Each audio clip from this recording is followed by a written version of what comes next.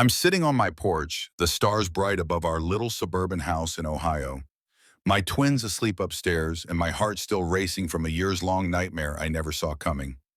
My name's Emily, and I'm about to tell you a story that'll make your skin crawl, break your heart, and maybe, just maybe, remind you that love can survive even the darkest betrayals. This is my story, raw, real, and straight from my soul. It all started with hope.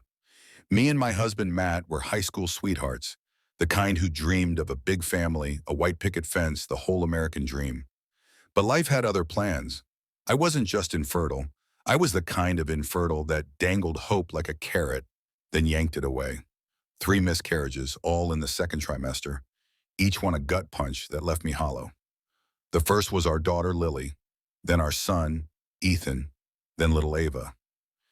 Each loss carved a piece of me away, but I had Matt, my rock, and a support system that kept me going. Well, mostly. Enter my sister-in-law, Jessica. She was Matt's older sister, the kind of woman who always had to be the center of attention, with her perfect Instagram life and her mommy blog with thousands of followers. When I lost Lily, I was a mess, crying in Jessica's lap one night. She stroked my hair, promised she'd always be there, even said I'd be godmother to her newborn daughter. I thought, okay, maybe she's not so bad. Maybe she's family. 2 weeks later, at her baby shower, she announced her daughter's name. Lily, my Lily, the name I'd whispered to my unborn baby in the quiet of the night. When I confronted her, tears choking me, she just smirked. "It's not like you're going to use it," she said, her voice sharp enough to cut glass. The room spun. Matt, bless him, tried to smooth things over, but he was always the peacemaker, raised in a family where he was the scapegoat, always apologizing for existing. "That's just Jess," he said in the car, his voice soft, defeated. I swallowed my rage and told myself I could let it go. After all, maybe Lily's name could live on through her niece. I threw myself into getting healthy, Pilates, green smoothies, the works. But a year and a half later, Ethan was gone. Another miscarriage that left me staring at the ceiling for days. Then I saw it on Instagram. Jessica's post about her new son. "Welcome, baby Ethan. Thanks to Emily for the name inspo. Her loss is my gain." With a pregnant emoji and a skull. My stomach churned. She wasn't just stealing names. She was taunting me, turning my pain into her social media content. By the time she named her third kid Ava, I was numb. She'd send me nursery pics with captions like, "Bet you wish this was your Ava's room." Matt still defended her, saying I was too sensitive about just names. I loved him, but his passivity stung. 4 years in, I stopped hoping for a baby. Jessica was pregnant again, joking at family dinners about which of my losses she'd name her next kid after. Everyone laughed, everyone except me. That night, something snapped. If she wanted another name, I'd give her one she'd never forget. I came up with a plan, something petty but perfect. At the next family barbecue, I pulled Jessica aside, tears in my eyes, and told her I'd found a secret in my late mom's diary. A middle name she'd never shared, Lexativa, meaning sacred child in some ancient language. I even faked diary pages and showed her a Pinterest board about honoring grandparents through names. She ate it up, announcing to everyone she'd name her daughter Lexativa Rose to honor our family's hidden history. I smiled, knowing I'd planted a bomb.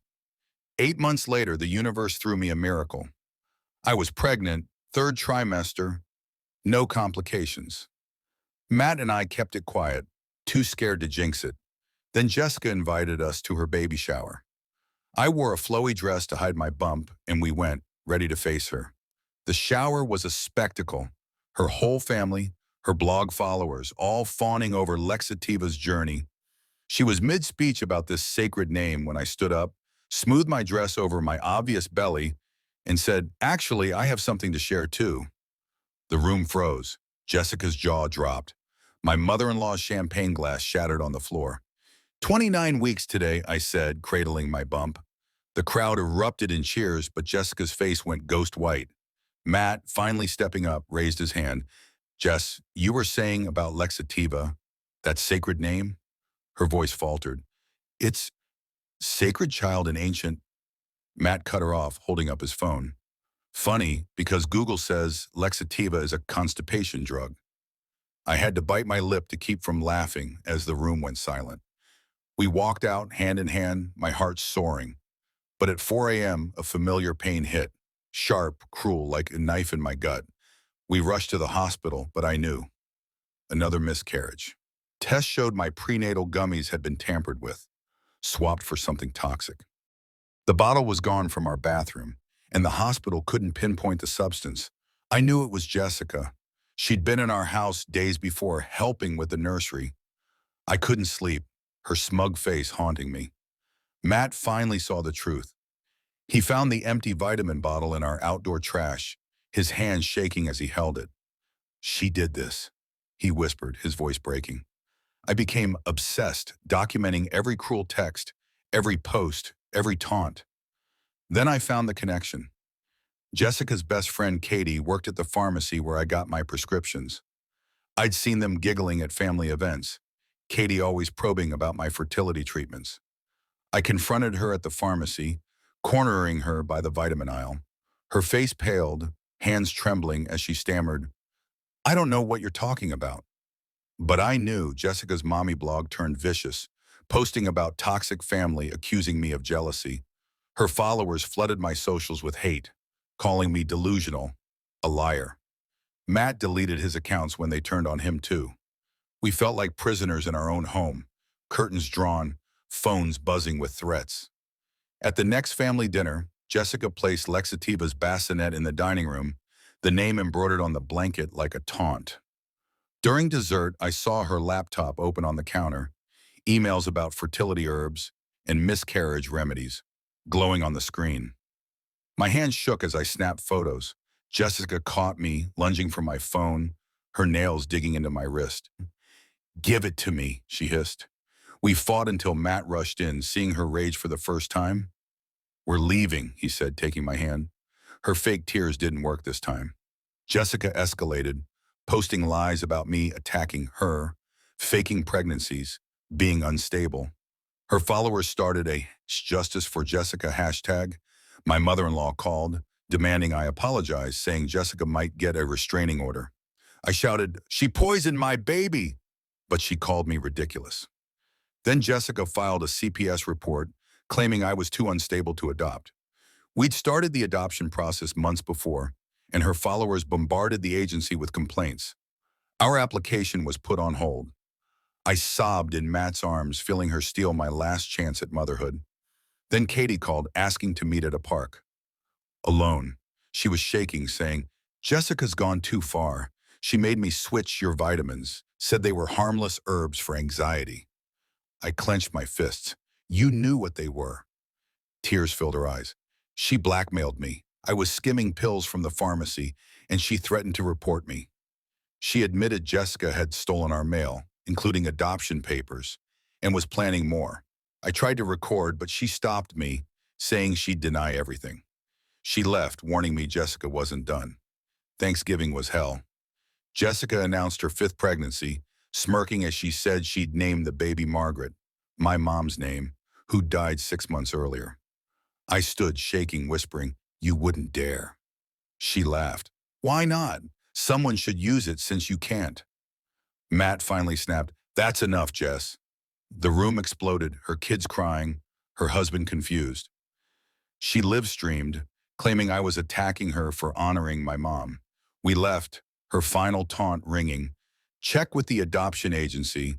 They got some interesting info about you." They had. Fake psychiatric records claimed I'd been hospitalized for delusions. It took weeks to prove they were fraudulent. Jessica kept up her campaign, creating fake accounts in my name, posting rants about stealing babies. My job suspended me after her followers sent complaints. But then her daughter Lily, now 8, called. "Mom makes us lie about you," she whispered, saying Jessica coached them to say I was mean. Scary. We recorded it, adding it to our evidence. Jessica's husband, Tom, found her journal detailing her plans to ruin me, her glee at my miscarriages, her schemes with Katie.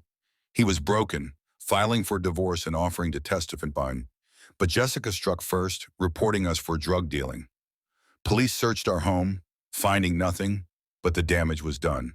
A note in her handwriting appeared under our doormat. Stop now or next time they'll find something. We called a family meeting presenting everything, journal entries, emails, Lily's confession. Jessica screamed, throwing a vase, admitting she should have used something stronger in my vitamins. Her family turned on her. Tom took the kids, and she was left alone, her mask shattered. Catherine confessed to the police, providing texts and receipts. Jessica's blog collapsed as her journal leaked. She faced charges for tampering with my vitamins. 3 months later, we adopted twins, Charlotte and James, reclaiming the names she stole. At the courthouse, Jessica stood across the street, shouting about her names. We ignored her, but she kept coming, posting lies, stalking us, violating her restraining order. Her own kids thrived without her, and we later adopted her baby Emma, born in prison, giving her the middle name Hope. Jessica's trial was a reckoning. She confessed on the stand, convicted on all counts, sentenced to 15 years. Her kids healed with Tom, who remarried. My mother-in-law apologized, doting on our kids. Life became messy, beautiful chaos. 3 kids under 3, laughter, spilled cereal, love. Jessica tried to steal everything, but she only stole from herself. I look at Charlotte, James, and Emma, and I know we won, not because we fought her, but because we chose love over hate. That's my story, and I'm holding it tight.